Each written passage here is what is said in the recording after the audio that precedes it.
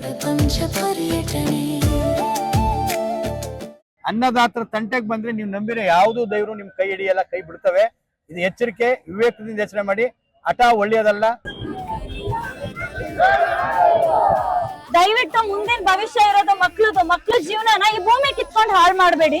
ಮುಖ್ಯಮಂತ್ರಿಗಳು ಸತ್ಯ ಮತ್ತು ನ್ಯಾಯದಕ್ಕೆ ಬದ್ಧವಾಗಿ ನಡ್ಕೊಳ್ತೀನಿ ಅಂತೇಳಿ ಸಂವಿಧಾನದ ಮೇಲೆ ವಿಧಿವತ್ತಾಗಿ ಪ್ರಮಾಣ ವಚನ ಸ್ವೀಕಾರ ಮಾಡಿ ಮುಖ್ಯಮಂತ್ರಿ ಹುದ್ದೆಯಲ್ಲಿ ಇರ್ತಕ್ಕಂಥವ್ರು ಈ ರೀತಿ ರಿಯಲ್ ಎಸ್ಟೇಟ್ ನ ವಕ್ತಾರರಾಗಿ ವರ್ತಿಸ್ತಕ್ಕಂಥದ್ದು ಪ್ರಜಾಪ್ರಭುತ್ವಕ್ಕೆ ಮಾಡ್ತಕ್ಕಂಥ ಅವಮಾನ, ಜನತೆಗೆ ಮಾಡ್ತಕ್ಕಂಥ ದ್ರೋಹ.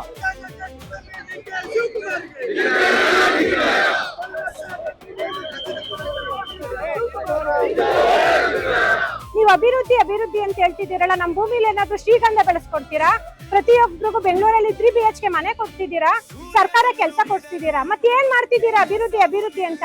ನಾವು ನೆಮ್ಮದಿಯಾಗಿದ್ದೀವಿ, ನಮ್ ನೆಮ್ಮದಿ ಹಾಳು ಮಾಡ್ಬೇಡಿ.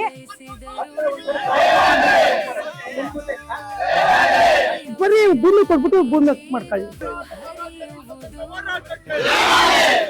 ನಾವ್ ಏನಂತ ಮನವಿ ಮಾಡ್ಕೊತಾ ಇದೀವಿ ಅಂದ್ರೆ ಸರ್ಕಾರಕ್ಕೆ ಬೇಕಾದ್ರೆ ನಮ್ಗೊಂದ್ ಸ್ವಲ್ಪ ಕೊಡ್ಲಿ, ನಮ್ಗೆ ಮರ ಗಿಡಗಳು ಉಳಿಸ್ಕೊಡ್ಲಿ ಅಂತ, ನಮ್ ಭೂಮಿ ಉಳಿಸ್ಕೊಡ್ಲಿ ಅಂತ ನಾನು ಕೇಳ್ಕೊತಾ ಇದ್ದೀನಿ. ನೀವು ಸೋದಿನ ಅಂತ ಮಾಡ್ತಿದ್ದೀರಲ್ಲ, ಅರ್ಧ ಎಕರೆ ಕಿತ್ಕೊಂಡು ಆ ದೊಡ್ಡ ಬಾತು ಏನ್ ಮಾಡ್ತಿದ್ದೀರಾ? BPL ಕಾರ್ಡ್ ಕಿತ್ಕೊಂಡು ಟ್ರೈ ಮಾಡ್ತಾ ಇದ್ದೀರಾ ನೀವು. ಈ ರೈತ ಒಂದಿನ ಬೆಳಿಲಿಲ್ಲ ಅಂದ್ರೆ ನಿಮ್ ಮನೆಗೆ ಅಕ್ಕಿ ಎಲ್ಲಿಂದ ಬರುತ್ತೆ? ದಯವಿಟ್ಟು ಇಲ್ಲಿರುವಂತ ಪ್ರಕೃತಿ ನಾಶ ಮಾಡಬೇಡಿ.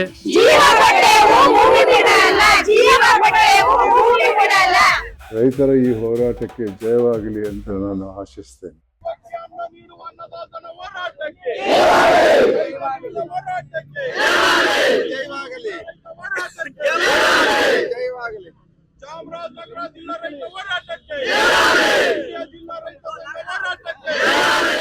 ಮುಖ್ಯಮಂತ್ರಿಯವ್ರಿಗೆ ವಿನಂತಿ ಮಾಡ್ತಾ ಇದೀವಿ, ನಿಮ್ಮ ಅಭಿವೃದ್ಧಿ ಕಲ್ಪನೆಗೆ ಸ್ವಲ್ಪ ತಲೆಕಳಕಾಗಿ ಆಲೋಚನೆ ಮಾಡಬೇಡಿ.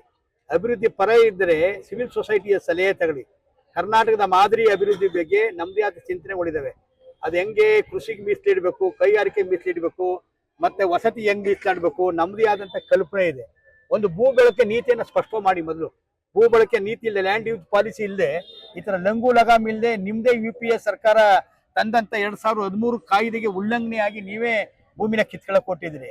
ಇದೇ ನೀವು ಕಾಂಗ್ರೆಸ್ ಪಕ್ಷಕ್ಕೆ ಗೌರವ ಕೊಡುವಂಥದ್ದು, ಕಾಂಗ್ರೆಸ್ ಹೈಕಮಾಂಡ್ ಕೊಡುವಂಥದ್ದು. ನಿಮ್ ಕಾಂಗ್ರೆಸ್ ಪಕ್ಷ ನಿಜವಾಗ್ಲೂ ಇದ್ರ ಬಗ್ಗೆ ಕಾಳಜಿ ಇದೆಯಾ? ನೀವು ನಿಜವಾಗ್ಲೂ UPA ಗೌರ್ಮೆಂಟ್ ತಂದಂತ ಭೂ ಸ್ವಾಧೀನ ಕಾಯ್ದೆಗೆ ನೀವು ಬೆಲೆ ಕೊಡೋದಾದ್ರೆ ಇಲ್ಲಿ 1 ಇಂಚು ಭೂಮಿ ನೀವು ತಗೊಳಕ್ಕಾಗಲ್ಲ. ಆ ಕಾನೂನು ಮೊದಲು ಅಪ್ಲೈ ಮಾಡಿ, ಅಟಕ್ ಬೀಳಬೇಡಿ. ರೈತ ವಿರುದ್ಧ ಬಂದಂತ ಎಲ್ಲರೂ ಬಿದೋಗರೆ. ದೈವ ಭಕ್ತ ಅನ್ನೋದು ಗೊತ್ತು ನೀವು. ಅನ್ನದಾತರು ನಿಜವಾದ ದೇವರು ಬಸವಣ್ಣ, ನಿಜವಾದ ದೇವರು ಅನ್ನದಾತರು ಅಂತ ಕರೀತಾರೆ.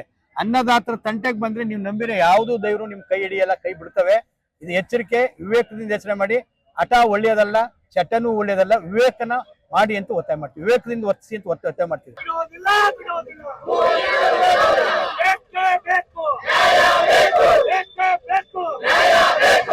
ಶಾಂಭವಿ ಅಂತ ಸಿದ್ದಾಯನದೊಡ್ಡಿ ಗ್ರಾಮದಿಂದ ಮಾತಾಡ್ತಾ ಇರೋದು. ಭೂಮಿ ಕೊಡಿ ಅಂತ ಹೇಳ್ತಾರಲ್ಲ, ಇರೋ ಭೂಮಿನ ಕೊಟ್ಟು ನಾವ್ ಎಲ್ಲಿಗೆ ಹೋಗ್ಬೇಕು? ಈಗ ನಾವ್ ಎಲ್ಲಿಗೆ ಹೋಗೋದು? ನಾವು ಈಗ ಸತ್ತಾಗ ಮಣ್ ಮಾಡಕ್ಕೂ ಭೂಮಿ ಬೇಕು. ಯಾವ್ದೂ ಇಲ್ದೆ ನಾವ್ ಎಲ್ಲಿಗೆ ಹೋಗೋದು?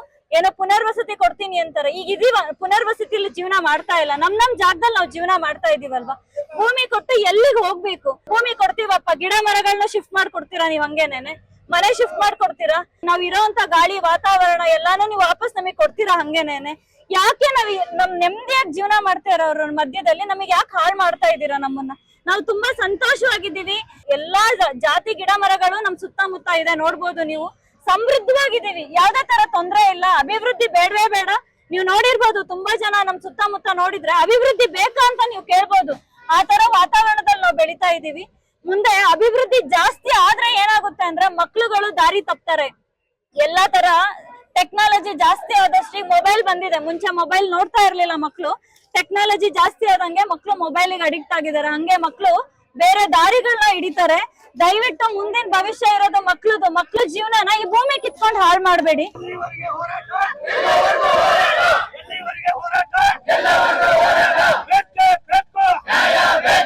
ಮುಖ್ಯಮಂತ್ರಿಗಳು ಸತ್ಯ ಮತ್ತು ನ್ಯಾಯದಕ್ಕೆ ಬದ್ಧವಾಗಿ ನಡ್ಕೊಳ್ತೀನಿ ಅಂತೇಳಿ ಸಂವಿಧಾನದ ಮೇಲೆ ವಿಧಿವತ್ತಾಗಿ ಪ್ರಮಾಣ ವಚನ ಸ್ವೀಕಾರ ಮಾಡಿ ಮುಖ್ಯಮಂತ್ರಿ ಹುದ್ದೆಯಲ್ಲಿ ಇರ್ತಕ್ಕಂಥವ್ರು ಈ ರೀತಿ ರಿಯಲ್ ಎಸ್ಟೇಟ್ ನ ವಕ್ತಾರರಾಗಿ ವರ್ತಿಸ್ತಕ್ಕಂಥದ್ದು ಪ್ರಜಾಪ್ರಭುತ್ವಕ್ಕೆ ಮಾಡ್ತಕ್ಕಂಥ ಅವಮಾನ, ಜನತೆಗೆ ಮಾಡ್ತಕ್ಕಂಥ ದ್ರೋಹ. ಬೈರಮಂಗಲ ಕಂಚಕರ್ನಹಳ್ಳಿಯ ರೈತರು ಇವತ್ತು ಅನಾಥರಲ್ಲ. ಇಡೀ ಕರ್ನಾಟಕ ರಾಜ್ಯದ ಜನ, ಇಡೀ ದೇಶದ ಜನ ಬೈರ್ಮಂಗ್ಲು ಕಂಚಕಾರ್ನಹಳ್ಳಿ ಗ್ರಾಮ ಪಂಚಾಯಿತಿ ವ್ಯಾಪ್ತಿಯ ರೈತ ಸಮುದಾಯದ ಜೊತೆ ಬಲವಾಗಿ ನಿಂತಿದೆ. ಆ ಕಾರಣಕ್ಕಾಗಿನೇ ಬೈರ್ಮಂಗ್ಲ ಕಂಚಕಾರ್ನಹಳ್ಳಿಯ ಧರಣಿ ಸ್ಥಳ ಇವತ್ತು ಕಬ್ಬಾಳು ಮತ್ತು ಕೆಂಗಲ್ ಅಲ್ಲಿ ಹೆಂಗೆ ಜಾತ್ರೆಗಳು ನಡೀತದೋ ಆ ರೀತಿ ಜಾತ್ರೆ ಆಗಿದೆ. ಪ್ರತಿದಿನ ನೂರಾರು ಜನ ಇವತ್ತು ಆ ಧರಣಿಯನ್ನ ಬೆಂಬಲಿಸಿ ಬರ್ತಾ ಇದ್ದಾರೆ. ಇದೊಂದು ಅಂತಿಮ ಎಚ್ಚರಿಕೆಯಾಗಿ ರಾಜ್ಯ ಸರ್ಕಾರ ಪರಿಗಣಿಸಬೇಕು. ಇಲ್ಲ ಅಂತ ಹೇಳಿದ್ರೆ ಬೈರ್ಮಂಗ್ಲ ಮತ್ತು ಕಂಚಕಾರ್ನಹಳ್ಳಿ ನಡೀತಾ ಇರತಕ್ಕಂತ ಶಾಂತಿಯುತವಾದಂತ ಧರಣಿಯನ್ನ ವಿಧಾನಸೌಧಕ್ಕೆ ಸ್ಥಳಾಂತರ ಮಾಡಿ ಅಂತಿಮ ನಿರ್ಣಾಯಕ ಹೋರಾಟಕ್ಕೆ ಸಜ್ಜಾಗ್ಬೇಕಾಗತ್ತೆ. ಅವಾಗ ಇಡೀ ರಾಜ್ಯದ ಜನ ಚನ್ನರಾಯಪಟ್ಟಣದ ವಿಷಯದಲ್ಲಿ ಹೆಂಗ್ ಚೀಮಾರಿ ಹಾಕಿದ್ರು ಅಂತದ್ದೇ ಒಂದು ಚೀಮಾರಿಗೆ ನೀವು ಒಳಗಾಗ್ಬೇಕಾಗುತ್ತೆ ಅನ್ನುವಂತ ಎಚ್ಚರಿಕೆಯನ್ನ ನಾನು ಕೊಡ್ಲಿಕ್ಕೆ ನಾನು ಬಯಸ್ತೇನೆ. ನನ್ನ ಹೆಸರು ಯಶವಂತ ಟಿ, ಕರ್ನಾಟಕ ಪ್ರಾಂತ ರೈತ ಸಂಘದ ರಾಜ್ಯ ಪ್ರಧಾನ ಕಾರ್ಯದರ್ಶಿ.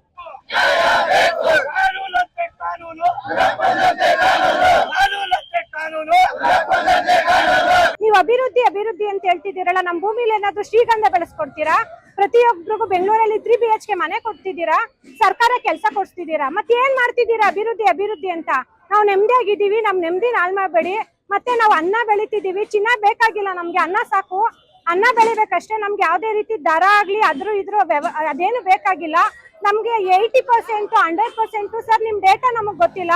ನಾವ್ ಹೇಳ್ತಾ ಇದೀವಿ, ನಮ್ ಮನೆಗಳಿಗೆ ಬನ್ನಿ, ಸರ್ವೆ ಮಾಡಿ, ಪ್ರತಿಯೊಬ್ಬ ರೈತರನ್ನ ಕೇಳಿ, ಅವ್ರು ಒಪ್ಕೊಂಡ್ರೆ ಮಾಡಿ, ಇಲ್ಲ ಅಂದ್ರೆ ಸುಮ್ನೆ ಬಿಡಿ. ಪ್ರತಿದಿನ ನಾವು ಹೋರಾಟ ಮಾಡ್ತಿದೀವಿ, ಹೋರಾಟಕ್ಕೊಂದ್ ಬೆಲೆನೇ ಇಲ್ದಂಗ್ ಮಾಡ್ತಿದ್ದೀರಾ. ಇದು ನ್ಯಾಯ ಅಲ್ಲ, ಅನ್ಯಾಯ. ಮತ್ತೆ ರಾಜ್ಯ ಸರ್ಕಾರ ಕೇಳ್ತಾ ಇದ್ದೀನಿ, ಭೂ ಸ್ವಾಧೀನಕ್ಕೆ ಭೂಮಿ ಕೊಡೋರ್ ಪರವಾಗಿ ಮಾತ್ರ ನೀವಿದ್ದೀರಾ. ವಿರೋಧ ಇರೋರ್ಗೆ ಯಾಕೆ ನೀವೇನು ಕ್ವಶನ್ ಮಾಡ್ತಾ ಇಲ್ಲ? ಅವ್ರನ್ನ ಯಾಕೆ ಏನು ಕೇಳ್ತಾ ಇಲ್ಲ? ನಾವ್ ಇಷ್ಟ ದಿನ ಹೋರಾಟ ಮಾಡ್ತಿರೋದಕ್ಕೆ ಅರ್ಥನೇ ಇಲ್ದಂಗ್ ಮಾಡ್ತಿದ್ದೀರಾ. ಒಂದೇ ನಾವೆಲ್ಲ ಯಾವ್ದೇ ಕಾರಣಕ್ಕೂ ಹೆಣ್ಮಕ್ಳಂತೂ ಭೂಮಿ ಬಿಟ್ಕೊಡಲ್ಲ. ದಯವಿಟ್ಟು ಹೇಳ್ತಾ ಇದೀವಿ, ಇದು 485 ಆಗ್ಲಿ 500 ಆಗ್ಲಿ ಎಷ್ಟೇ ವರ್ಷ ಆದ್ರೂ ನಾವು ಭೂಮಿ ಕೊಡಲ್ಲ. ಯಾವ್ದೇ ಕಾರಣಕ್ಕೂ ಭೂಮಿ ಕೊಡಲ್ಲ. ಪ್ರಾಣ ಹೋದ್ರೂ ಭೂಮಿ ಕೊಡಲ್ಲ ಸರ್.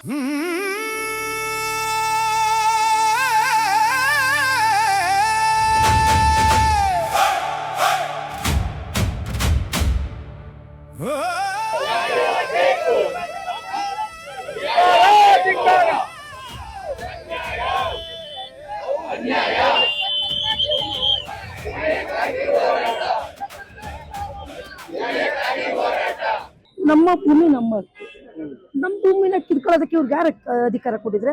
ನಾವೇನಾದ್ರು ಭೂಮಿ ಕೊಡ್ತೀವಿ ಅಂತ ಹೇಳಿದೀವ? ಭೂಮಿ ಕೊಡ್ತೀವಿ ಅಂತ ಹೇಳಿದ್ರೆ ಇವರು ಕಿತ್ಕೊಳ್ಳಿ. ನಮ್ಗೇನಕ್ಕೆ ಟೌನ್ಶಿಪ್? ನಮ್ಮ ಬದುಕನ್ನ ಕಿತ್ಕೊಂಡು ಇವ್ರು ಟೌನ್ಶಿಪ್ ಮಾಡಕ್ ಹೊರಟಿದಾರಲ್ಲ, ಇದು ಯಾವ ನ್ಯಾಯ? ನಾವೇನಾದ್ರು ಭೂಮಿ ಕೊಡ್ತೀವಪ್ಪ, ಬದುಕಕ್ಕಾಗಲ್ಲ ಅಂತ ಹೇಳಿದ್ರೆ ಇವ್ರು ತಗೊಳ್ಳಿ. ಇಲ್ಲ ಇವ್ರ ಭೂಮಿನ ಏನ್ ಅಕ್ವೈರ್ ಮಾಡ್ಕೊಳ್ತಾರೆ? 9640 ಎಕರೆನ ನಮ್ಗೆ ಬರೀ ಭೂಮಿ ಕೊಡ್ತಾರ? ಬರೀ ಭೂಮಿ ಕೊಟ್ಬಿಟ್ಟು ಭೂಮಿ ಮಾಡ್ಕೊಳ್ಳಿ, ಇಲ್ಲ ಅಂತ ಹೇಳಲ್ಲ. ಆ ದೆಸೆಯಿಂದ ನಾವು ತಲಾಂತರದಿಂದ ನಾವು ಈ ಭೂಮಿಯನ್ನು ನೆಚ್ಕೊಂಡು ಕೃಷಿ ಮಾಡ್ಕೊಂಡ್ ಬಂದಿವಿ, ಬದುಕನ್ನ ಕಟ್ಕೊಂಡಿದೀವಿ. ನಮ್ ಬದುಕೆ ಭೂಮಿ ಅಲ್ವಾ? ಬದುಕಿನೇನಾರು ಇದೆ? ನಮ್ಗೆ ಏನಾದ್ರು ಲಂಚ ಹೊಡಿತೀವ? ಇಲ್ಲ ಬೇರೆ ಕಡೆ ಅನಾಮಿಕವಾಗಿ ಏನಾದ್ರು ದುಡ್ಡು ಬರ್ತದ? ನಾವು ಭೂಮಿ ನೆಚ್ಕೊಂಡಿರೋಂಥ ಮಕ್ಕಳು, ಭೂಮಿಲೇ ತಿಂದು, ಭೂಮಿಲೇ ಹುಟ್ಟಿ, ಭೂಮಿಲೇ ಬೆಳೆದು, ಭೂಮಿಲೇ ಜೀವನ ಮಾಡ್ಕೊತಾ ಇದೀವಿ. ಇವ್ರು ಇಷ್ಟು ಕಿತ್ಕೊತೀವಿ, ನಮ್ಮ ಭೂಮಿನ ಕಿತ್ಕೊಳ್ತೀವಿ ಅನ್ನೋದಾದ್ರೆ ನಮ್ಗೆ ಸಪ್ರೇಟ್ ಆಗಿ ಯಾರು ಭೂಮಿ ಕೊಡ್ಲಿ? ಇವ್ರ ಕೈಲಿ ಆಗಲ್ಲ. ಏನ್ ನಮ್ಗೆ ಟೌನ್ಶಿಪ್ ಬೇಕು ಅಂತ ನಾವೇನು ಕೇಳಿದೀವ? ಇಲ್ಲ ಯಾರು ಕೇಳಿದಾರ? ಇವ್ರು ಯಾವುದೋ ಒಂದು ರಾಜಕೀಯ ಹುನ್ನಾರದಿಂದ ನಮ್ಮ ರೈತ ಭೂಮಿನ ಕಿತ್ಕೊಳ್ತಾ ಇರೋದು ಸರಿ ಇಲ್ಲ. ನೀವು ಈ ಒಂದು ಏನು ಯೋಜನೆ ಕೈ ಬಿಡ್ಲಿಲ್ಲ ಅಂದ್ರೆ ಈಗೆಲ್ಲ ನೊಂದಂತ ನಾವು ರೈತರು ಇಡೀ ಕರ್ನಾಟಕ ಇವತ್ತು ಸಾಮೂಹಿಕವಾಗಿ ನಮ್ಮ ಕರ್ನಾಟಕ ರಾಜ್ಯ ರೈತ ಸಂಘದ ವಿಭಾಗೀಯ ಒಂದು 3 ವಿಭಾಗೀಯದಲ್ಲಿ ವಿಭಾಗೀಯ ಮಟ್ಟದ ಒಂದು ಕಾರ್ಯಕರ್ತರು ಧರಣಿ ಮಾಡ್ತಾ ಇದೀವಿ. ಮುಂದೆ ರೈತ ಮಕ್ಕಳು, ರೈತರು, ರೈತ ಮಹಿಳೆಯರು ಎಲ್ಲ ಸೇರಿಸಿ ದೀರ್ಘವಾದ ಚಳವಳಿನ ನಾವು ಮಾಡ್ಬೇಕಾಗ್ತದೆ. ಅದಕ್ಕೋಸ್ಕರ ಹೇಳ್ತಾ ಇದೀವಿ, ಶೀಘ್ರವಾಗಿ ಏನ್ ಮುಖ್ಯಮಂತ್ರಿಗಳೇ ದಯಮಾಡಿ ನಿಮ್ಮ ಏನು ಈ ಯೋಚನೆ ಇದೆ ಅದನ್ನ ಕೈ ಬಿಡಿ. ಇಲ್ಲವಾದ್ರೆ ಉಗ್ರವಾದ ಸ್ವರೂಪನ ನೀವು ಕಾಣ್ಬೇಕಾಗ್ತದೆ. ನೀವು ಅಟಕ್ ಬಿತ್ತಂಗೆ ಇದು ಮಾಡಿದ್ರೆ ನಿಮ್ ತರ ಆಟ ನಾವು ಮಾಡ್ಬೇಕಾಗ್ತದೆ. ರೈತರಿಂದ ನೀವೇನ, ನಿಮ್ಮಿಂದ ನಾವಂತೂ ಅಲ್ಲ. ದಯಮಾಡಿ ಅರ್ಥ ಮಾಡ್ಕೊಳ್ಳಿ, ಇಲ್ವಾ ಉಗ್ರ ರೂಪ ತಾಳ್ತದೆ.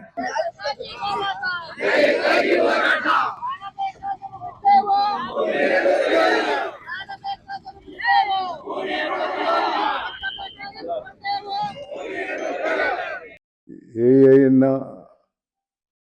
ಎಲ್ಲಾದರೂ ಮಾಡ್ಬೋದು, ಸರ್ಕಾರದ ಜಮೀನಲ್ಲೇ ಮಾಡ್ಬೋದು.